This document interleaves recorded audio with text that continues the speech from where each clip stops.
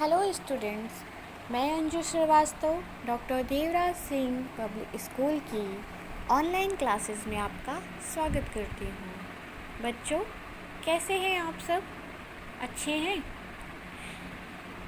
इसके पहले के दो वीडियोस में हमने एक पार्ट गद्य का पढ़ा था जिसमें एक कविता पढ़ी थी और एक पार्ट व्याकरण का पढ़ा था जो कि भाषा थी।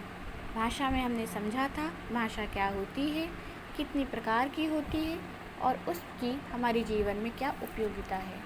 आज हम पुनः गद्य से पाठ 2 पढ़ेंगे। ये एक यात्रा वृतांत है और ये वीडियो क्लास 6 के लिए है। बच्चों, सबसे पहले हम जानेंगे यात्रा वृतांत क्या होता है। वृतांत अर्थात जिसके बारे में विस्तार से बताया जाए, और यात्रा जब हम कोई यात्रा करते हैं और उस यात्रा के बारे में पूरे विस्तार से बातें करते हैं, उसे एक यात्रा वृतांत कहते हैं। पाठ का नाम है तीर्थ तिलोनिया। तीर्थ तिलोनिया, तिलोनिया एक स्थान का नाम है और तीर्थ अर्थात एक बहुत अच्छी जगह। इस पाठ के माध्यम से हम समझेंगे कि किस प्रकार से सीमित संसाधनों में भी हम अपनी सहभागिता सुनिश्चित कर सकते हैं, किस प्रकार से हम आत्मनिर्भर हो सकते हैं तथा किस प्रकार हम सीमित संसाधनों में भी जीवन को सरल बना सकते हैं, सहज बना सकते हैं और सुगम बना सकते हैं। आइए पाठ को शुरू करते हैं। लेखक कह रहा है कि भारत में तिलोनिया नामक कोई जगह भी है, यह मुझे मालूम न था।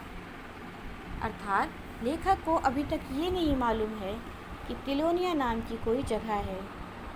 उस वक्त तक तिलोनिया के बारे में मुझे इतनी ही जानकारी थी कि वहाँ पर एक स्वावलंबी विकास केंद्र चल रहा है। स्वावलंबी विकास केंद्र अर्थात वहाँ एक ऐसी जगह जहाँ पर लोगों को आत्मनिर्भर बनाया जाता है और वो विकास केंद्र वहाँ के लोगों के द्वारा ही चलाया जा रहा है, जिसे स्थानीय ग्रामवासी, स्थानीय यानी वहीं के रहने वाले, ग्रामवासी अर्थात गांव के लोग, स्थानीय ग्रामवासी स्त्री पुरुष मिलकर चला रहे हैं। अब तक लेखक को तिलोनिया के बारे में क्या जानकारी है? सिर्फ इतनी कि वहाँ पर एक स्वावलंबी विकास केंद्र चल रहा है जिसे वहीं के, कहाँ के, तिलोनिया के ही स्थानीय ग्रामवासी स्त्री पुरुष मिलजुल कर चला रहे हैं। लेखक बता रहे हैं, और मैं वहाँ अपने किसी प्रयोजन से भी नहीं जा रहा था। मैं अपने वास्तुकार दामाद के साथ, जिन्हें वहाँ अपना कोई काम था, मात्र एक साथी के नाते जा रहा था। लेखक बता रहे हैं कि वो वहाँ पर अपने किसी भी व्यक्तिगत कार्य से नहीं जा रहे थे। वास्तुकार दामाद अर्थात एक ऐसा दामाद यानी कि उनकी बेटी का पति, वास्तुकार अर्थात जो व्यक्ति भवन निर्माण करता है, यानी कि उनके दामाद एक वास्तुकार थे और वो अपने दामाद के साथ ही वहाँ पर उनके काम से जा रहे थे, मात्र एक साथी बनकर। आगे बढ़ते हैं। मुंबई को जाने वाली जरनैली सड़क को छोड़कर हमारी जीप एक तंग राजस्थानी सड़क पर आ गई थी। हमने अभी क्या समझा कि लेखक अपनी यात्रा जीप से कर रहे हैं और ये यात्रा मुंबई से शुरू होकर राजस्थान पहुंची है। अर्थात तिलोनिया नामक जिस जगह के बारे में हम बातें कर रहे हैं वो जगह राजस्थान में है, पर यहाँ भी दूर दूर तक कुछ दिखाई नहीं देता था। केवल सपाट मैदान, कटीली झाड़ियों के चुरपुट और दोपहर का बोझिल वातावरण अर्थात वहाँ पर कोई भी पशु पक्षी या मनुष्य नहीं दिखाई दे रहे थे।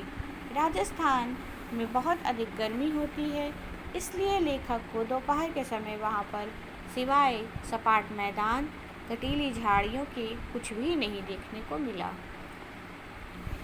अब आगे बढ़ने पर लेखक ने क्या देखा? जब उसकी जीप एक तंग राजस्थानी सड़क पर आ गई तो आगे बढ़ने पर उन्हें एक छोटी सी बस्ती मिली। फिर सहसा ही हमारी जीप ने एक मोड़ काटा और हम तिलोनिया की छोटी सी बस्ती में थे। तिलोनिया की छोटी सी बस्ती कहाँ है? राजस्थान में है। और लेखक किस साधन से सफ़र कर रहा है? जीप से। बस्ती क्या थी? कुछ पुराने और कुछ नए छोटे छोटे घरों का झुरमुट थी। झुरमुट मतलब छोटे छोटे झुंड जैसे घर। चारों ओर चुप्पी थी और दोपहर की अलसाहट। अलसाहट मतलब दोपहर की अलसाहट मतलब कि थोड़ा सा आलसपन। लेखक ने बस्ती का वर्णन कैसे किया कि वहाँ पर छोटे छोटे घर थे, चारों ओर शांति थी और दोपहर का आलसपन था। धीरे धीरे तिलोनिया के राज खुलने लगे। पहली जानकारी तो भोजन पर बैठते ही हो गई, जब एक सज्जन मेरे हाथ धुलवा रहे थे। लेखक को पहली जानकारी कब मिली? जब एक सज्जन उनके हाथ धुलवा रहे थे। आइए देखते हैं कि लेखक को क्या जानकारी मिली तिलोनिया के बारे में।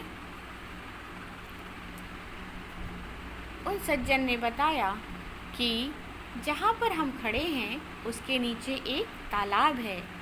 यानी कि जिस ज़मीन पर वो खड़े थे, लेखक को बताया गया कि उसके नीचे एक तालाब है।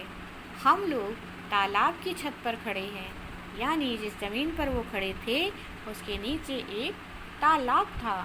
मैं अभी दाएं बाएं उस छुपे हुए तालाब का जायजा ले ही रहा था जब वह कहने लगे, इस ताल में बारिश का पानी इकट्ठा होता है।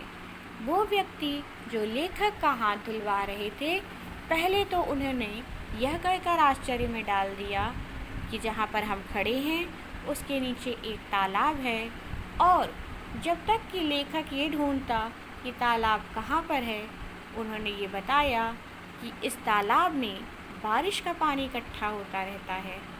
बरसात के दिनों में छतों पर से गिरने वाला जल सीधा इस ताल में चला जाता है। यानी कि वो तालाब इस प्रकार से बनाया गया था कि बरसात के दिनों में छत पर से जब पानी गिरे तो वो सीधे तालाब में जाए। ऐसे ही बहुत से ताल हमने जगह जगह बना रखे हैं। वो व्यक्ति जो लेखक के साथ था उसने बताया कि उन्होंने बारिश के पानी को इकट्ठा करने के लिए तालाब बना रखे हैं, और ऐसे बहुत सारे तालाब उन्होंने बना रखे हैं। कहाँ पर? तिलोनिया में। बच्चों, बारिश का पानी हमारे बहुत काम आ सकता है यदि हम उसे ऐसे ही व्यर्थ न जाने दें। अगले वीडियो में हम इस पाठ से जुड़ी अन्य बातें जानेंगे कि तिलोनिया में अभी और क्या क्या नया है और वहाँ पर ऐसा क्या था जिसको जानकर लेखक का आश्चर्य बढ़ता ही गया। अभी के लिए इतना ही। अगले वीडियो में हम फिर से मिलेंगे। तब तक के लिए स्वस्थ रहिए, सुरक्षित रहिए, अपना काम पूरा करते रहिए समय पर और समय को नष्ट ना करें। धन्यवाद।